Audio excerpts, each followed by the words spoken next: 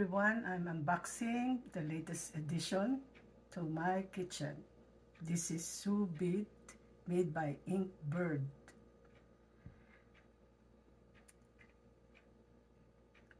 So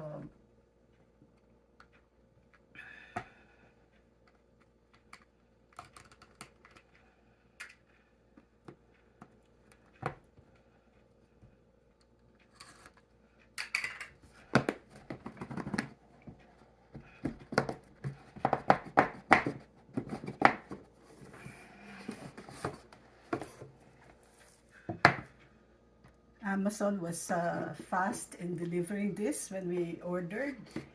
In less than a day's time, this Sous Vide Inkbird came.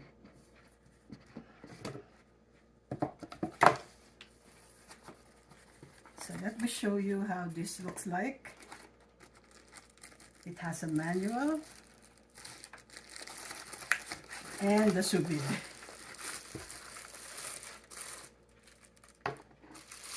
So it is pretty much a very simple gadget or equipment in any kitchen.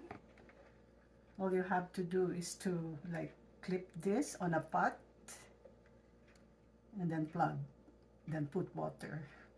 So I'll be showing you how this is done when I cook my chicken teriyaki using the Sous Vide, and likewise for the steak that we are dreaming of preparing. Thank you very much.